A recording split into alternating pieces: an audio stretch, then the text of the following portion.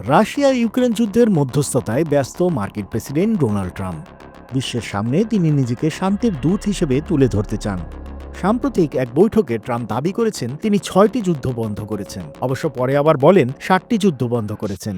কিন্তু আসলে প্রশ্ন হলো, এই যুদ্ধগুলো কি সত্যিই বন্ধ হয়েছে নাকি কেবল সাময়িক যুদ্ধবিরতি? আসুন একটু বিস্তারিত জানার চেষ্টা করি। ইসরায়েল ও ইরান। আর সবার আগেই যে যুদ্ধ নিয়ে আলাপ আসবে সেটা হলো ইসরায়েল ও ইরানের মধ্যকার উত্তেজনা। ইসরায়েল টার্গেট করে ইরানের সামরিক ঘাঁটি আর ইরান পাল্টা হামলা চালায়। শেষ দিকে যুক্তরাষ্ট্র সরাসরি ইরানের পারমাণবিক স্থাপনায় হামলা চালায় এবং এর পরপরই ট্রাম্প ঘোষণা দেন যুদ্ধবিরতি শুরু হচ্ছে। বিশ্লেষকদের মতে এটি একটি স্থায়ী শান্তি চুক্তি নয়, বরং সাময়িক যুদ্ধবিরতি। কিন্তু যুক্তরাষ্ট্রের চাপ এক্ষেত্রে কার্যকর ভূমিকা রেখেছিল। ভারত ও পাকিস্তান।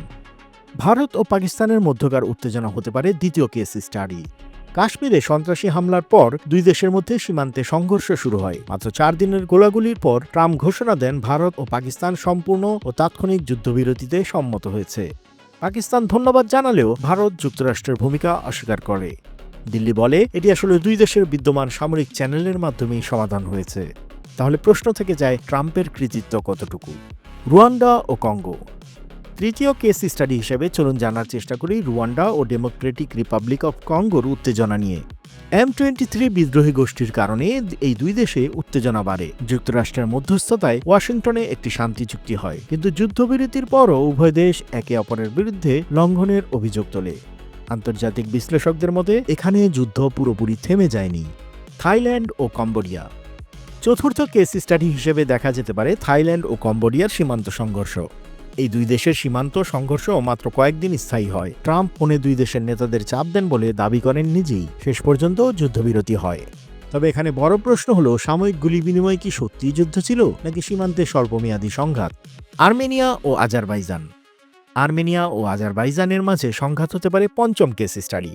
ওভাল অফিসে আনুষ্ঠানিক স্বাক্ষর অনুষ্ঠানের পরও নাগোরনো কারাবাখ নিয়ে সংঘাত পুরোপুরি থামেনি। 2023 সালের সেপ্টেম্বরে আজারবাইজান ওই অঞ্চল দখল করে। অতএব বলা যায় শান্তি চুক্তি হলেও স্থায়ী সমাধান আসেনি। মিসর ও ইথিওপিয়া। মিসর ও ইথিওপিয়ার উত্তেজনাকে নেওয়া যেতে পারে ষষ্ঠ কেস স্টাডি হিসাবে। কিন্তু এখানে কি আসলে কোনো যুদ্ধ হয়েছিল? মূলত এই দুই দেশের মাঝে আসলে যুদ্ধ হয়নি, ছিল নীল নদের পানি নিয়ে কূটনৈতিক বিরোধ। ট্রাম্প প্রতিশ্রুতি দেন দ্রুত সমাধান করবেন, কিন্তু এখনো পর্যন্ত কোনো আনুষ্ঠানিক সমঝোতা হয়নি।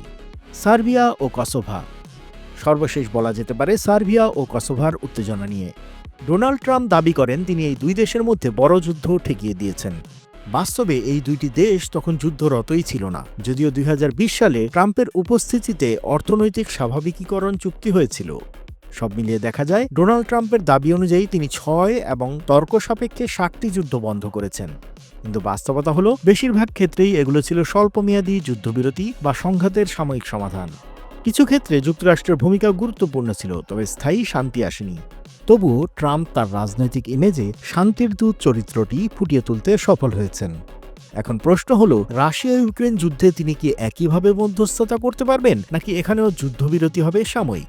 আপনার মতামত জানাতে পারেন কমেন্ট সেকশনে। আন্তর্জাতিক অঙ্গনের সব ধরনের খবর ও বিশ্লেষণমূলক আলোচনা পেতে এখনই সাবস্ক্রাইব করুন বাংলা ফ্লোর ইউটিউব চ্যানেলটি। এছাড়াও সংযুক্ত হতে পারেন বাংলা ফ্লোরের ফেসবুক, ইনস্টাগ্রাম ও টিকটকে।